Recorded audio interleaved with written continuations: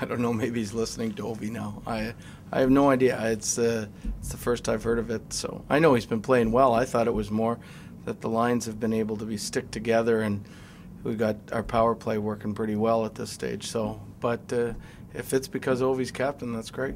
You said in order to beat this team, you would have to bottle up their D. The forwards would have to be on the ball. I guess it's safe to say they were tonight. Yeah, I thought, I was I was really worried about this game, A, because Phoenix is a good team, but B, because of an emotional letdown of playing Detroit and Philly and Pittsburgh, and then at the end of the week, and I thought our guys answered the bell pretty well emotionally in this kind of game. I think the fans had a lot to do with it, but were part of it, but I thought our guys handled it pretty well.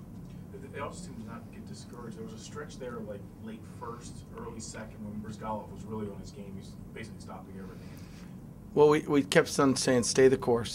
Today was going to be a game, when we talked this morning, about patience. That, they're very good defensively, and then they just keep doing the same thing and doing the same thing, and we didn't want to sit there and say, okay, this game's boring. Let's get it exciting. And I thought we did a good job of just staying that course of what we had to do. And the other thing I thought we did really good was one of our keys to the game was they're it's a low-scoring game that they're usually involved in, so special teams was going to be the difference. And I think we killed off 5, and we scored 2 power play goals, and it was the difference.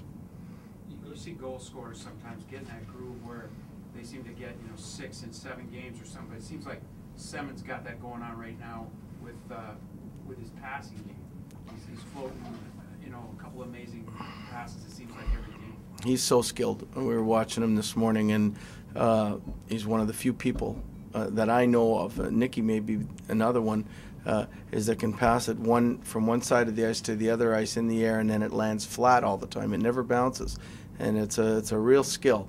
And he's got it, and sometimes he makes mistakes because he thinks he can do it all. Like he can do this all the time, and it's just impossible. But he's sort of on his game right now, so whatever it is, I don't want it to not continue, I guess. Eric Fair has 6 minutes of power play time tonight almost, and has earned himself some more chances. I know you have enough to fill those roles. Well, we haven't had any power plays to speak of, so nobody's had minutes except maybe Alex and Mike. But today I think we had 6, and so we've got 2 units, and they come at you from different sides. So it's and Eric's on it, so he's going to get that extra time.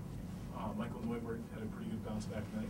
I thought he played really good. I thought he was a little nervous at the beginning of the game, but he really smothered pucks in the third period and allowed our centermen to take a lot of face-offs, and so we could get line changes so we weren't caught out there too long, and I thought that was a real big factor. He also made that big save on a break-in in the third period.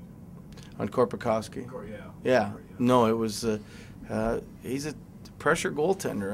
You don't win the Calder Cup and play every game, and I don't care what league, it's the American Hockey League, but you got to be good, and sometimes he wants to be in this league so bad that he lets things get to him, and I think the 2 times he's ended up getting sent, or the one time he got sent down, is because he started to get rattled, and we sat him down a little bit for the last week because of the Tampa, Florida. He started to get rattled again in Florida, so we just needed a break, and Artie practiced him pretty hard, and he came back and he had a great game. Did you target this game as him coming back? Because he said to me he really didn't think, he said he didn't find out until late. He really wasn't sure if he was going to. I had targeted it last week, that on Monday, that he was going to play this game, because I just thought 3 emotional games, and he'd come in with an emotion, maybe counteract if we were down. And in all likelihood, you're going to have Theo playing 3 games next week. So when you haven't played a lot of games, I didn't want anybody to get tired. How important was Simmons' goal there, just less than 4 minutes after the previous one? But just to kind of break Brizgalov. Like I said, I thought he played very well there in that stretch, but it seemed like after that you guys had control until it was Harry finally. Yeah, I thought, well, you don't want to just rely on your power play. So to me, it's really important that you get those 5-on-5 goals, and to get that and to give us a 2-goal lead.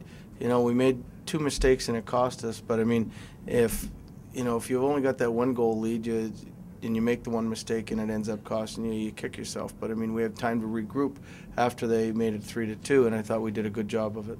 Fleischman did a nice between the legs pass. Did you get a look at that from the bench? No. I'm sure I'll see it tomorrow.